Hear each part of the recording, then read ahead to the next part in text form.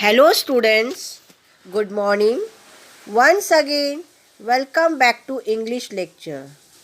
Today we are going to learn English Kumar Bharti Unit 3, lesson number 3.3. The name of the lesson is Stephen Hawking. Before moving to the explanation part of the lesson, Stephen Hawking, first let me introduce who was Stephen Hawking. Stephen Hawking was born on 8 January 1942. He was an English theoretical physicist, cosmologist, author, and director of research at the Center of Theoretical Cosmology within the Cambridge University. Hawking was the first to set out a theory of cosmology explained by union of the general theory of relativity and quantum mechanics. Hawking was an honorary of the Royal Society of Arts, a lifetime member of the Pontifical Academy of Science, and a recipient of the Presidential Medal of Freedom, the highest civilian award in the United States. This lesson gives us an insight into the great scientist, his life, and his work. Now let's begin with the lesson. Stephen Hawking, who was born on January 8, 1942, is a British scientist, professor, and author who has done groundbreaking work in physics and cosmology, and whose books have helped to make science accessible to everyone. At the age of 21, while studying cosmology at the University of Cambridge, he was diagnosed with amyotrophy lateral sclerosis. Part of his life story was depicted in the 2014 films The Theory of Everything. Here it is said that Stephen Hawking, he was a famous British scientist, also a professor and also an author, and he has done groundbreaking work. Here groundbreaking means original or advanced in physics, and cosmology, it means the science of the origin and development of the universe. And in his books, it has helped to make science accessible to everyone, means it makes everyone to understand in a better way. So when he was 21 years, when he was studying cosmology at the University of Cambridge, he was diagnosed with amyotrophy lateral sclerosis, some disease, and his part of his life story is been depicted in the 2014 film. The name of the film was The Theory of Everything. Over the years, Stephen Hawking has written or co-written a total of 15 books. A few of the most noteworthy include The Grand Design, The Universe in a Nutshell, The Theory of Everything. Means in over the years, Stephen has written or co-written, means taken the help of someone else to write a book. So total books he has written 15, and out of that few are very famous, noteworthy. They are The Grand Design, The Universe in a Nutshell, and The Theory of Everything. In 1988, Hawking stipulated to international prominence with the publication of A Brief History of Time. The short, informative book became an account of cosmology for the masses and offered an overview of space and time, the existence of God, and the future. The work was an instant success, spending more than 4 years atop the London Sunday Times bestseller list. Since its publication, it has sold millions of copies worldwide and been translated into more than 40 languages. Here, stipulated. Stipulated means launch. So, in the year 1988, Hawking launched to international prominence with the publication of a book that is called as A Brief History of Time.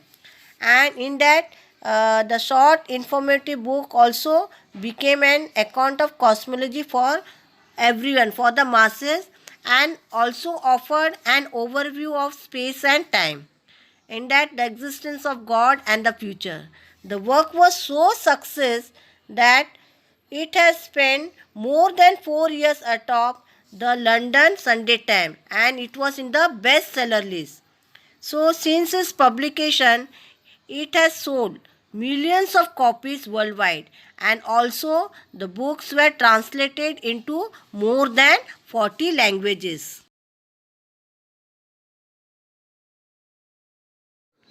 A Brief History of Time also wasn't an easy to understand as some had hoped. So in 2001, Hawking followed up his book with The Universe in a Nutshell, which offered a more illustrated guide to cosmology's big theories. In 2005, Hawking authored the even more accessible A Briefer History of Time, which further simplified the original work's core concept and touched upon the newest developments in the field like string theory. So the word string theory means, according to this theory, which theory? A Briefer History of Time. There are small vibrating strings within quarks, that is subatomic particles like protons, neutrons, etc. And the way these strings vibrate results in the formation of different particles like electron, protons, muons and gluons. This was the meaning of string theory. So the book Brief History of Time. So some people had hoped that this book is not so easy to understand. So by looking to this, Hawking followed up his book The Universe in a Nutshell in the year 2001, and which has offered a more illustrated guide, means more examples guide to cosmology's big theories were given. Then in 2005, Hawking wrote another book which was very easy to understand for all. That book was A Briefer History of Time, which further simplified the original work's core concept and touched upon the newest development in the field like string theory.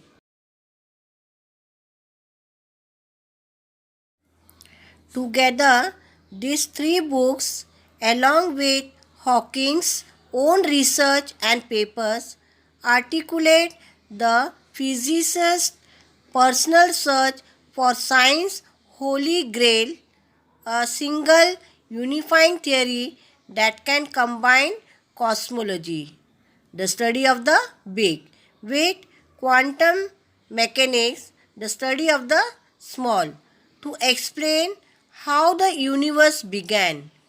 It's this kind of ambitious thinking that has allowed Hawking to who claims he can think in 11 dimensions to lay out some big possibilities for humankind. He is convinced that time travel is possible and that humans may indeed colonize other planets in the future.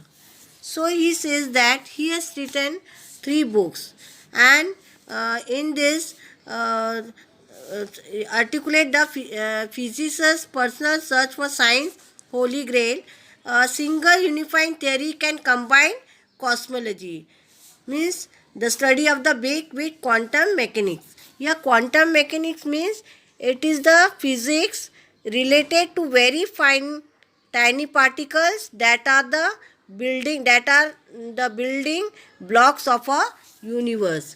So he says that to explain how the universe began, he has used a single unifying theory that can combine cosmology with quantum mechanics. It's this kind of ambitious thinking that has allowed Hawking, who claims that he can think in 11 dimension. Here, dimension means 11 dimension means path breaking research that combines neural science with mathematics reveals that the brain creates 11 dimensional neural design to process information. So he claims that he can think in 11 dimension to lay out some big possibility for humankind.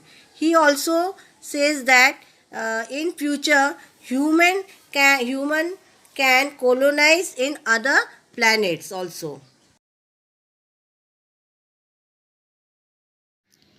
In September 2010, Hawking spoke against the idea that God could have created the universe in his book, The Grand Design.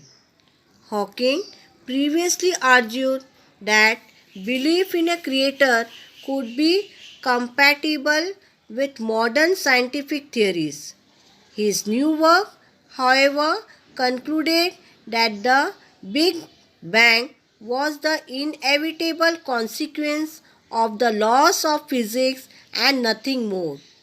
Because there is a law such as gravity, the universe can and will create itself from nothing.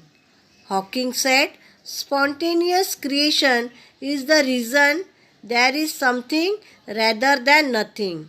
Why the universe exists, why we exist. So he says that in the September 2010 he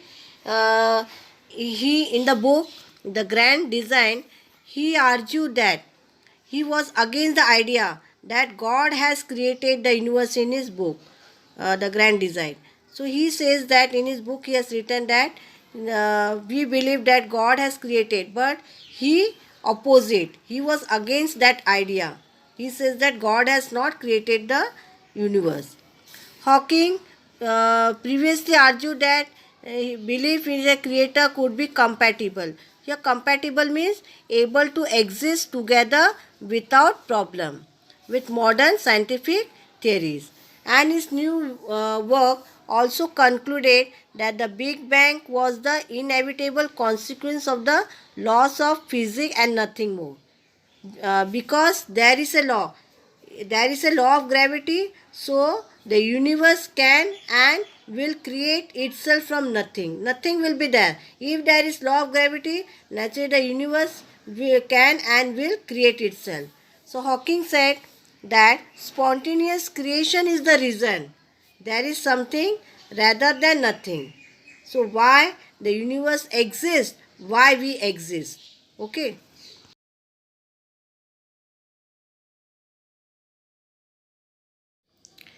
The Grand Design was Hawking's first major publication in almost a decade.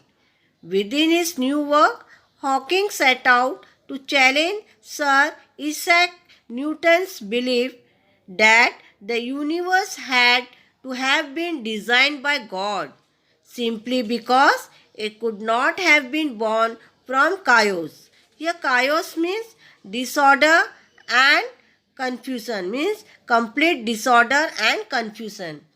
It is not necessary to invoke God to light the blue touch paper and set the universe going, Hawking said. At the age of 21, Stephen Hawking was diagnosed with amyotrophy lateral sclerosis, which is a neurological disease that involves degeneration of nerve cells responsible for controlling voluntary muscle movements. In a very simple sense, the nerves that control his muscles were shutting down. At the time, doctor gave him 2.5 years to live. Here, the Hawking says that the universe can and will be able to create itself from nothing. All this happened due to the laws of gravity.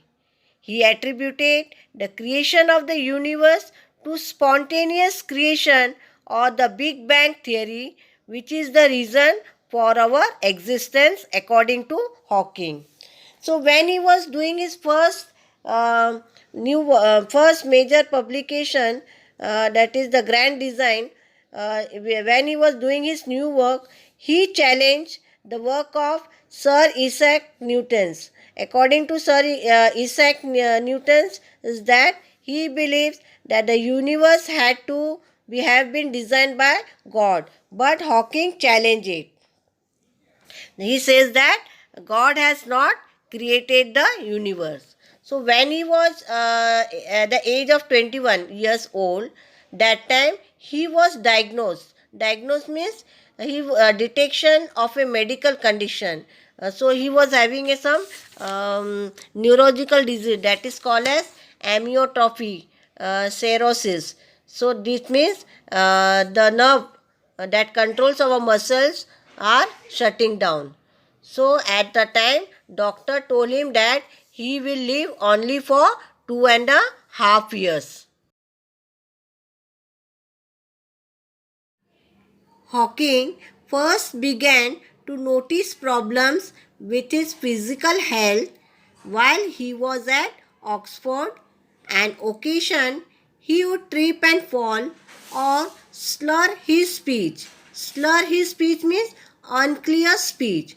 He didn't look into the problem until 1963 during his first year at Cambridge.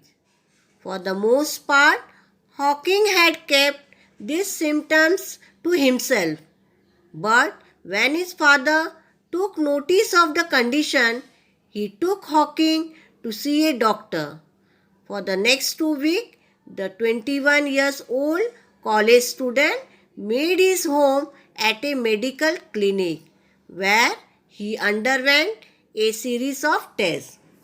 Here, the young boy, Hawking, who at the age of 21, while he was a student at Oxford, he noticed certain problems with his physical health, such as occasional tripping and falling and slur in his speech, means unclear in his speech. So his father took him to a doctor and a series of medical tests were performed on Hawking. So the young boy who is of 21 years old, college student, made his home at a medical clinic where he underwent a series of tests.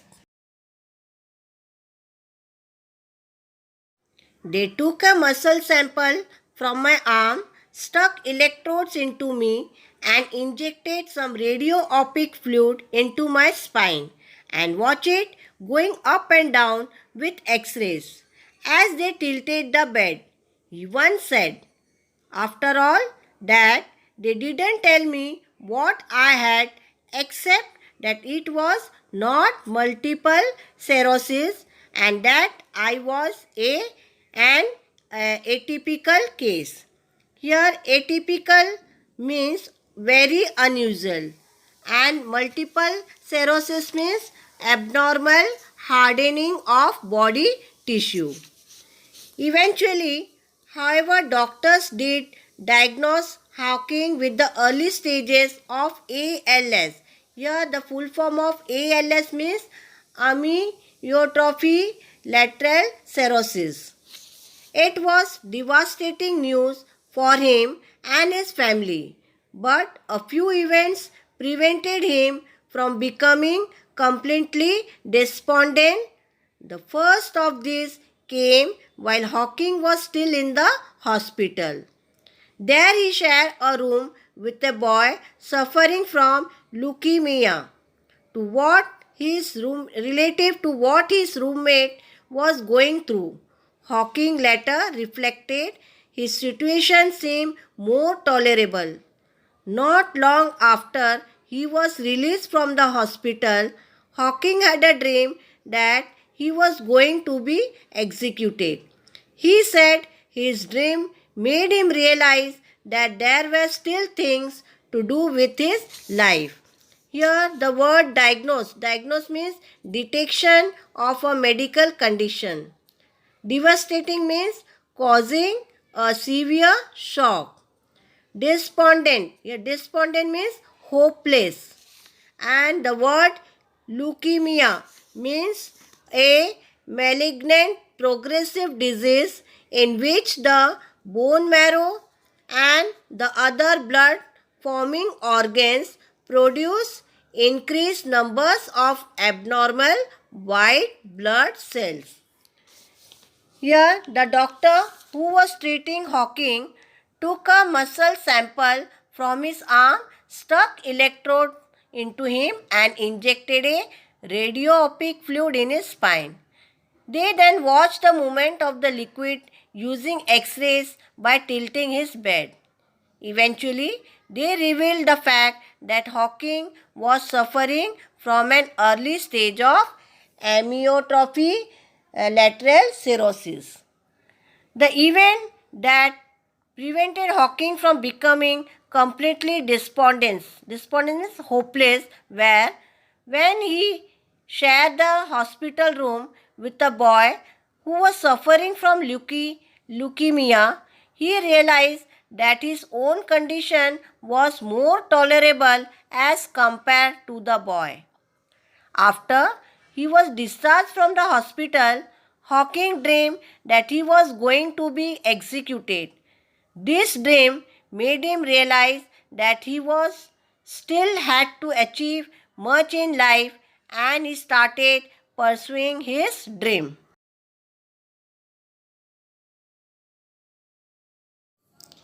In a sense, Hawking's disease helped him become the noted scientist he is today. Before the diagnosis, Hawking hadn't always focused on his studies. Before my condition was diagnosed, I had been very bored with life, he said. There had not seemed to be anything worth doing. With the sudden realization that he might not even live long enough to earn his PhD, Hawking poured himself into his work and research. So he says that before his illness, Hawking was never very focused about his studies. He had been very poor with his life and did not seem to have any definite purpose. When the doctor pronounced that he was suffering from ALS, the realization that he might not even live to see his PhD dawned on him. It was this fear that propelled him to pour himself into his work and research. So, as physical control over his body diminished, he had been forced to use a wheelchair by 1969. The effect of his disease started to slow down. Over time, however, Hawking's ever expanding career was accompanied by an over worsening physical state.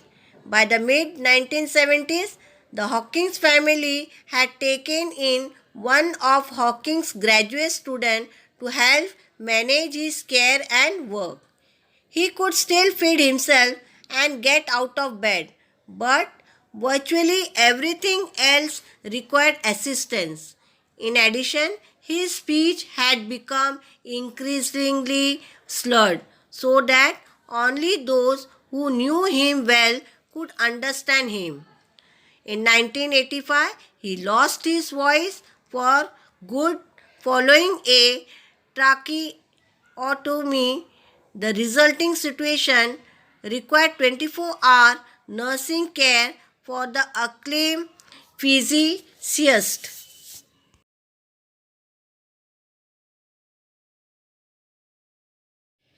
It also put in peril Hawking's ability to do his work.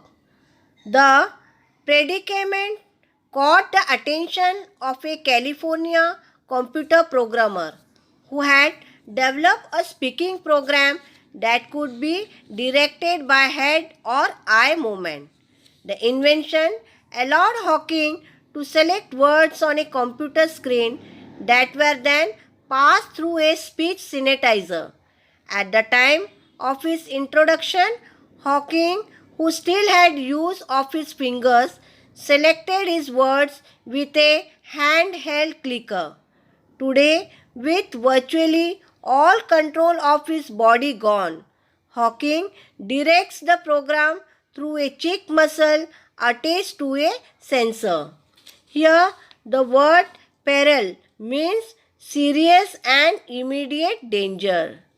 The word predicament means crisis, and the word sensor means it is a device which detects or measures a physical property and records, indicates, or otherwise responds to it. So, due to ALS, Hawking lost all physical control over his body. He lost his voice following a tracheotomy and is now confined to a wheelchair.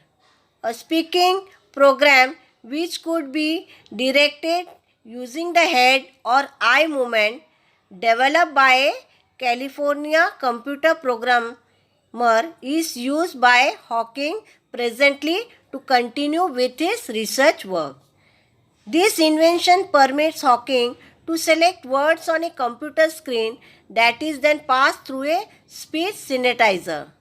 Initially, Hawking, who still had control over his hand and fingers, selected the words using a handheld clicker. Today, with the control of his entire body gone, the program is operated by his cheek muscle which is attached to a sensor.